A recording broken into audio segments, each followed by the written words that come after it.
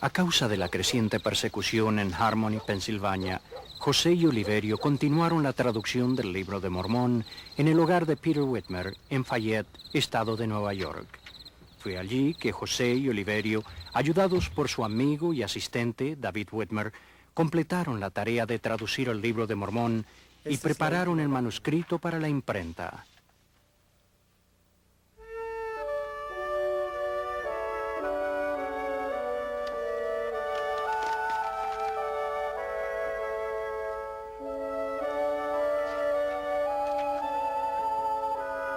La publicación del Libro de Mormón hizo que aumentara en José el deseo de hacer uso de la autoridad del sacerdocio que le había sido otorgada para organizar la Iglesia de Jesucristo.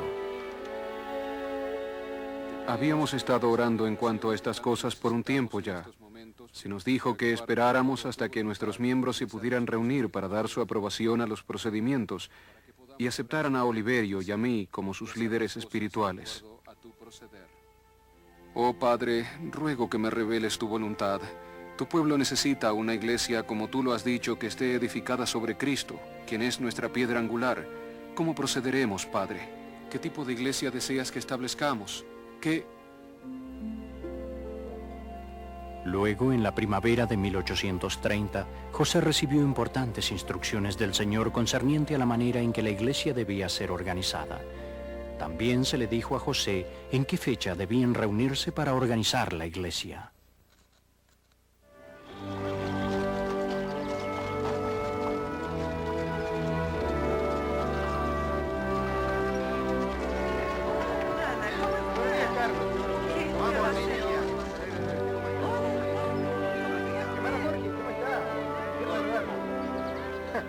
¿Cómo estás? Buenos días.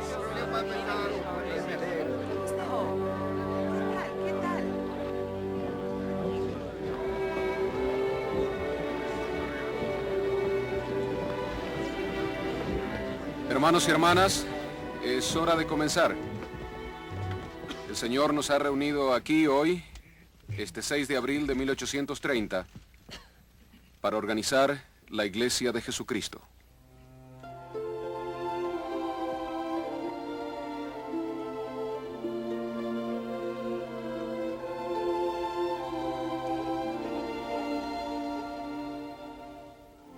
La reunión comenzó con una solemne oración y se le pidió a los hermanos allí reunidos que aceptaran a José y a Oliverio como sus líderes espirituales.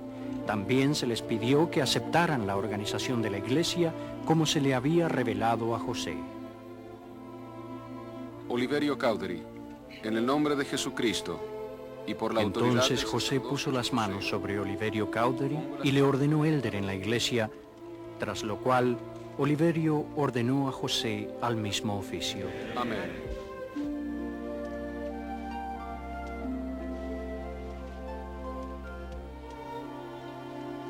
Conforme a las leyes del estado de Nueva York, se organizó la iglesia con 6 miembros.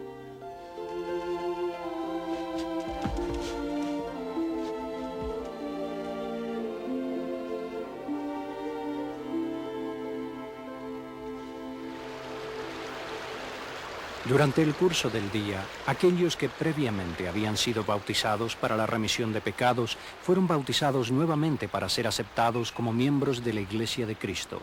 Y después muchos otros entraron en el agua para recibir esta sagrada ordenanza, inclusive la madre y el padre de José. A aquellos que fueron bautizados se les confirmó miembros de la nueva Iglesia y se les confirió el don del Espíritu Santo. Entonces, actuando bajo la guía del Espíritu, José y Oliverio ordenaron a un grupo de hermanos a varios oficios del sacerdocio.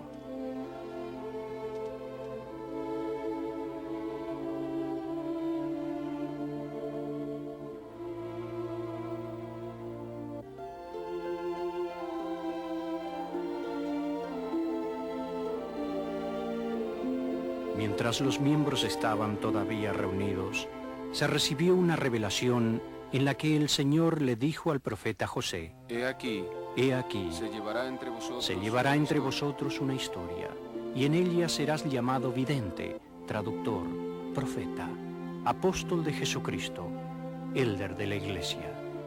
Y hablándole a la iglesia sobre su profeta, el Señor declaró: daréis oído a todas sus palabras y mandamientos que os dará, porque recibiréis su palabra como si viniera de mi propia boca.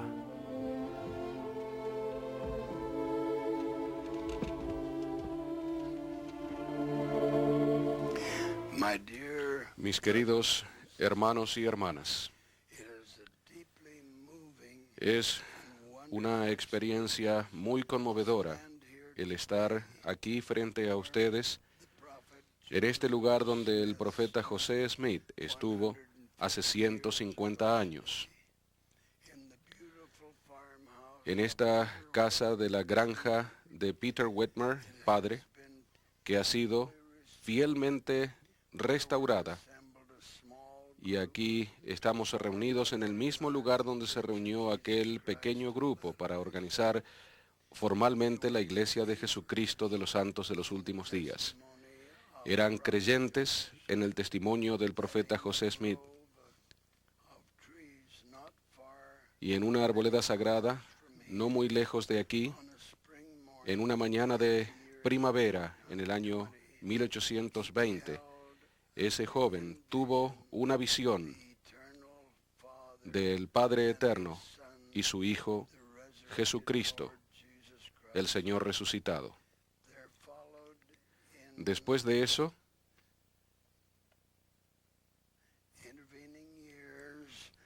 en los años subsiguientes hubo otras visitas de seres resucitados desde las colinas de Cumorah, a pocas millas al oeste de aquí.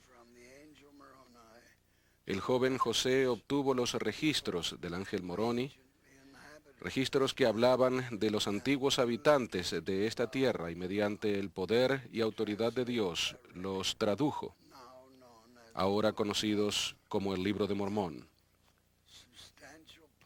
Una parte considerable de esa obra de traducción fue lograda en este preciso lugar.